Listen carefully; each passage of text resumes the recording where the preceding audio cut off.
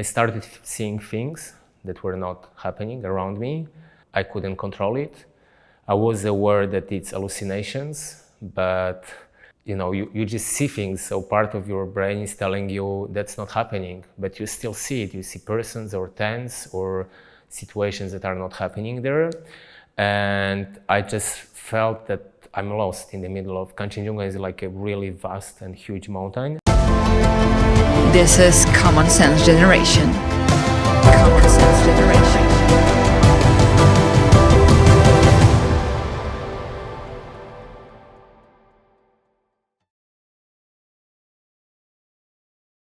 Hi guys, my name is Kądzielska-Koper. This is Common Sense Generation, and I have with us Oswald Pereira, Himalayist and a journalist. Thank you very much for coming. Hi, thank you for having me here. Your last expedition to Kanchenjunga and Makalu. I knew I'm not going to say it. No worries, Kanchenjunga. I'm here to help. But a ski expedition. Why it seems like it's going to be, or at least the opinions are, that it go down in Himalayan history. What have you done? Well, I was there just to film it, but for last 2 seasons, I've been climbing with a ski alpinist from Poland, Bartek Ziemski. He's a very talented young climber. And basically he started skiing before even learning how to talk and walk. So 2 years ago, he invited me to join his project. He already had 2 skiing peaks, two skis from 8,000ers, from Broad Peak and Gasher Broom 1. And I was thinking about some project for myself, but we sat in a cafeteria in Warsaw, and he told me about his project. He wanted to continue skiing down 8,000ers. And skiing down 8,000ers was so easy. Yeah, I mean, at least you are faster than walking. There is snow there. There is snow. I mean, this is something that is changing, and that's really devastating to see how the mountains are deteriorating because of the climate change. And on Makalu, it was basically just ice and rock because no snow. And I think it will be even worse with every season because of the climate changes.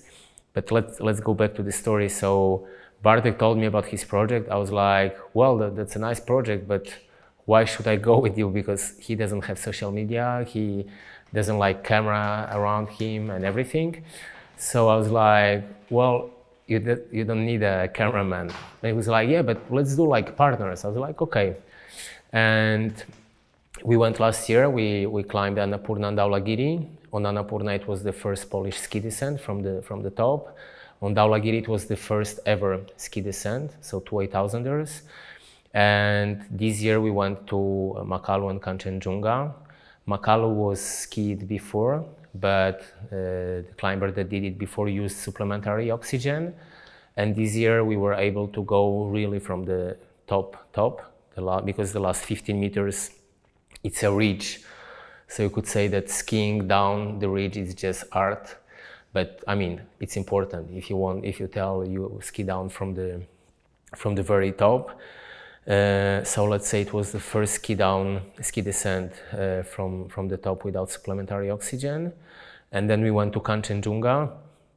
It's the 3rd highest peak in the world. It's on the border of Nepal with India.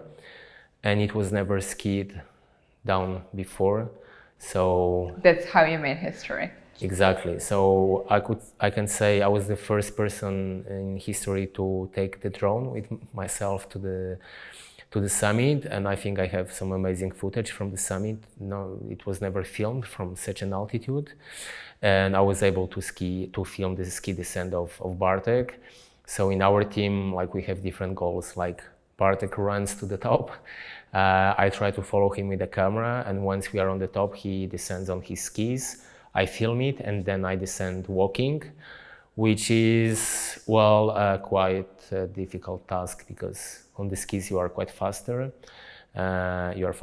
You reach lower levels and more oxygen faster than me.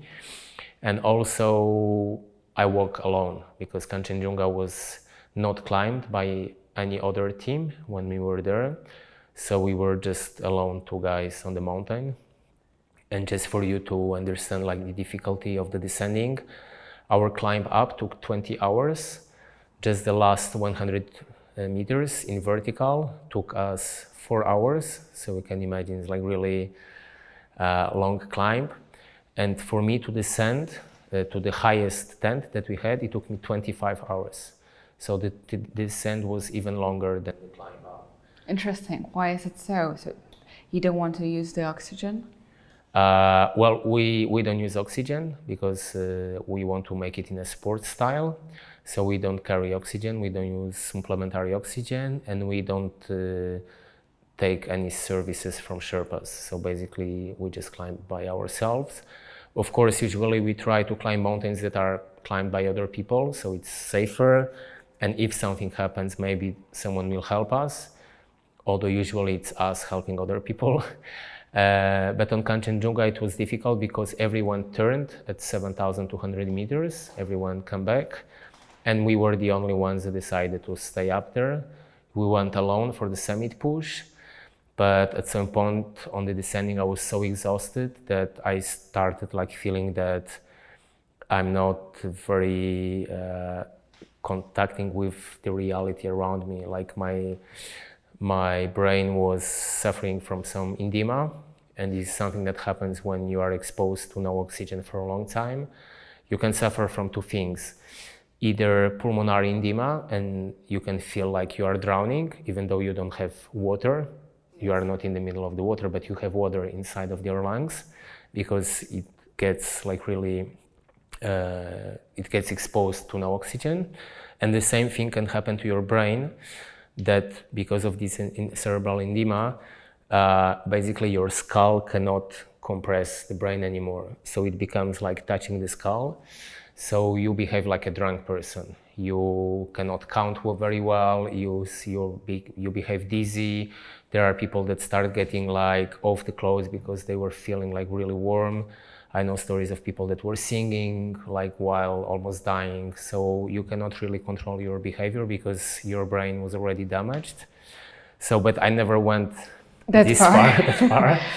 But what did you do at this point? But I was close. I mean, I started seeing things that were not happening around me. I couldn't control it.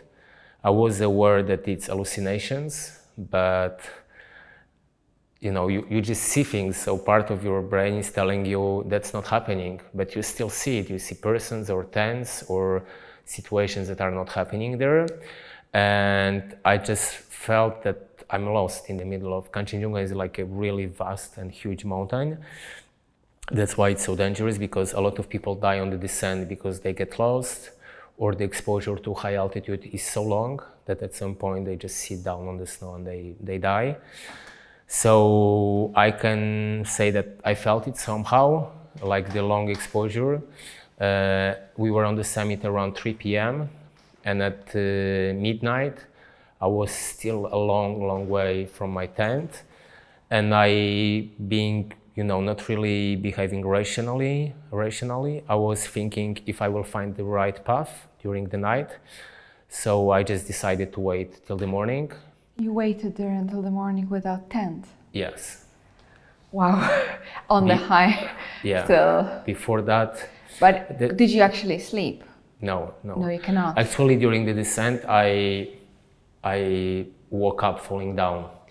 So I think it was bumps now, because it was really terrifying, because I felt that I was exhausted. Yes. But at some point I didn't even realize I fell asleep. So I started falling down. I woke up. I was like, wow, I need to stop. And I hit with my head on a rock, and I also like hit strongly with my left foot. So I was like, okay, maybe go slower, like focus, like don't kill yourself here. So let's say I did the most technical part before night, but still there was a long way before me. And at 7:06 I contacted Bartek via radio, and I told him like, I'm lost probably, because I just couldn't see anymore. I lost one of the gloves that I had with myself. I had a spare pair. Then after a couple of hours, I lost another glove. So good thing I had like. So your head. No, I still had a spare pair of gloves, like the really warm ones. But one of the gloves that I lost, it was like with electric connection, so it was a warm glove. I see. So it wasn't a very good thing to lose it because it was keeping my hands warm. But if I go back, I was thinking that this night was quite warm. But lately, I went through the messages that I exchanged with Bartek during this night, because at some point the radios went off battery. And I wrote him that I'm really getting crazy from the freezing. So probably it wasn't that warm. So even this shows that my brain was not really processing very well what was happening. If at this moment I wrote him, I'm freezing, and I thought it was a warm night, like one of the facts is not true. And then, yeah, I just waited till the morning, and in the morning I saw our footprints on the snow, and I descended until 7,400 meters, and at this point I was so exhausted that I just sit down on the snow and I fell asleep. But you were already Not low in enough. the tent, no. Not in a tent. So I was still, I just felt somehow that I will rest for a moment. So good thing I didn't sit down before during the night, because when I sat on the snow, I just fell asleep immediately. And I slept maybe for 3-4 hours. I had some like wild dreams. And at some point I just felt like the wind and the snow hitting my face. I was like, okay, maybe it's time to go down again. And I just stood up. I started walking, and then I saw in the distance my climbing partner coming for me, because he was worried that I'm not answering the messages. And yeah, he gave me some tea. We descended to Camp 4. There was a backup helicopter ready to go up and pick me up if I needed. But I said I don't want any helicopters, because in our style, if you don't walk till the base camp by yourself, you didn't climb the mountain. So I was like, I will recover during the night, and then next day I will descend by myself. So we stayed the night in this Camp 4. Next day we collected everything. All the garbage were like 20 kilos or more on our bags. And Bartek continued descending. I took the drone, filmed him, and continued my descending. Couldn't you just put the skis on? I don't have skis with myself there. It's just Bartek skiing down. I'm not such a good skier, and for me it's part of my journey to walk down instead of skiing. But yeah, I think like it's something that it's amazing for me that like my level of recovery is so fast. It happens the same at sea level. Usually after a really difficult workout or like a race, I can really recover my body very fast. I'm not saying that's super extraordinary, but maybe it's part of, I don't know, some mental preparation. I mean, I never prepared mentally, but somehow I just adapt very fast. So I would say probably 99% of people in my situation, first of all, they would fall asleep during the night. Second thing, after reaching the tent, they would just call for a helicopter and go home. And somehow I found the strength to first not fall asleep during the night. Only when the sun came up at 8 a.m., then I fall for my nap. And then I descended to Camp 4. We bought some water, drank something, and in the next day I descended by myself. So, yeah. This is a moment when you're really dependent on yourself. Sounds a bit scary. Altogether, it's just reaching your limits to such extent that it sounds like, as you said, you could easily say you are on Mars and doing something different. It seems very, on one hand, very lonely. Yeah, but of course it can be a little risky because you will not... A little. No, I mean, I would say from this point of view that maybe you get used so much to these situations when you're at the edge that you will not notice when you pass the line, and that can be like the biggest threat, that you were exposed to such situations for so many times in your life that in a like deciding moment of your life you will not step back because you were already in such situations. So that's something that I always try to question myself, if I'm doing the right decision, if I'm safe. I'm not like coming home after such a journey and saying, oh, I'm immortal or something. I just think like, what were the mistakes that I did? What could have gone better? What could have gone worse? And yeah, I just try to learn. And what gives me a lot of joy is like the learning process, the process of becoming better, more experienced, but still humble. You seem very humble, especially about the fact that you have two roles in it. One is climbing and the other one is still working with a camera at this high, which is another difficulty because it's just another job in a situation with less oxygen. And this leads us to the fact that you recently finished a movie also about climbing. And this is The Curse of the Mountain. And it's about sort of a Polish climber from the past and a modern Polish climber. But tell us in yourself, what is The Curse of the Mountain? Well, it's a film about, I did it together with Darek Załuski, the director. He invited me to be, let's say, the second director because he's the master of filming in high mountains. So the story is based on a first Polish expedition to the Himalayas from 1939. There were 4 Polish climbers that went to India to climb a 7,000 meters peak, 7,434, Nanda Devi East. And it was the highest peak that was supposed to be climbed by Polish climbers. This mountain has a fame of being cursed. If you climb it,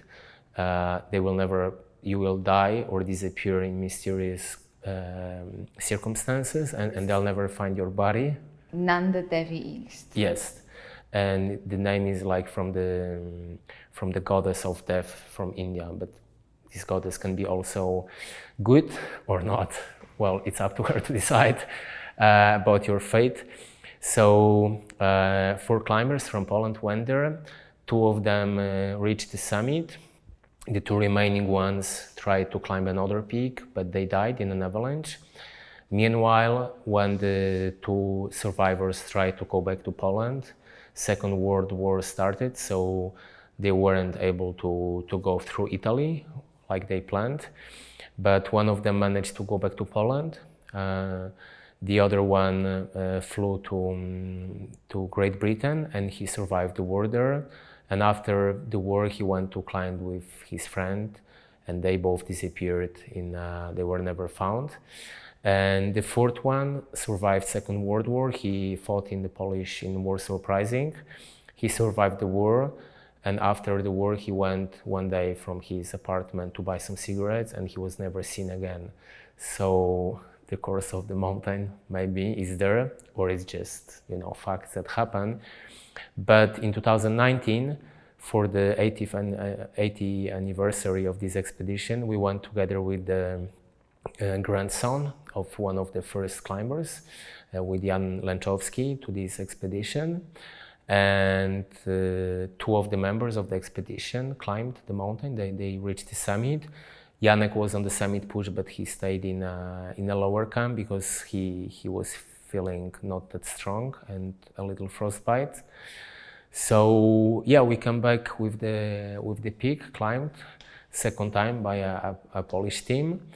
And 2 years later, Darek invited me to make a film out of it. And so this story is not just, I would say, about the climb itself from 39 or 19, but it shows like a legacy in a family. We spoke with the mother of Janek and daughter of the first climber. We went to see her house in Tatra. She told us about how it was to never see basically your dad because he came back from the Himalayas but had to run away from the war. So basically she just now knew his father from the pictures. So I would say it's a story where like the mountains are somehow a landscape to show something more important, which is like a legacy, passion and tradition and some identity, because the film was produced also thanks to like an open contest in which directors could have present their ideas for a film, and you could think the title of the contest was Memory and Identity, and you could think how the Himalayas will fit into that. But I think with such a story that involves not just climbs, but like dreamers, and then Second World War, and especially it was happening in the moment when war in Ukraine started. So, I mean, all the stories were gathering somehow in a story that then we presented in the film. But after that, I produced another film from last year's expedition. I did a film, The Silent Escape. It's a short film, 29 minutes. And I can say that's the film I'm the most proud of. It premiered in South Korea in October, and then it was shown in 20 countries abroad. It took part in a really prestigious tourney organized by some French people, and in Krakow it won the trophy for the best Polish film of 2023. So that's the moment I stopped being humble.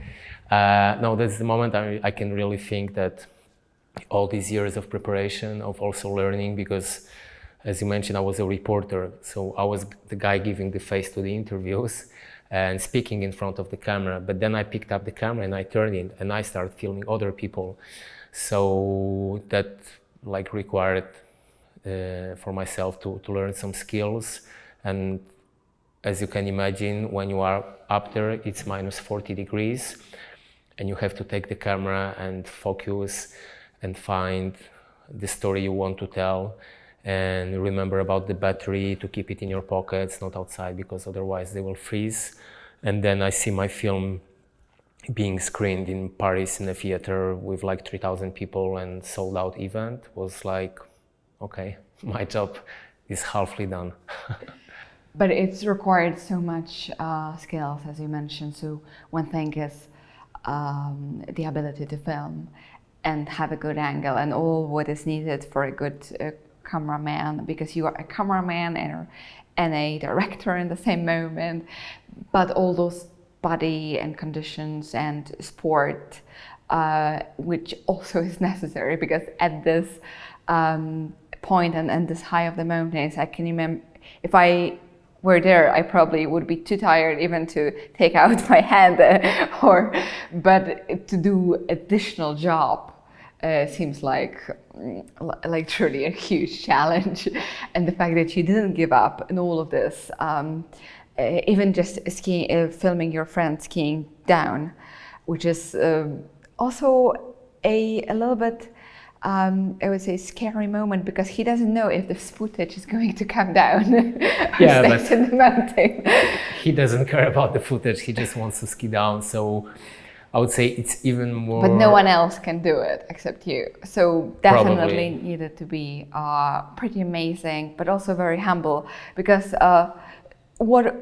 let's say journalists are attention lovers. We as journalists, we like to talk, to make show, to be there, to have people watch our faces in the national TV, and then you made the opposite direction. Instead of showing your face, which 15 years ago was still a baby face there. Thank you for noticing. And filming other people doing what they were doing in a courageous way and finding your way to the top. It's an interesting and amazing path, and just having opportunity to film you right now.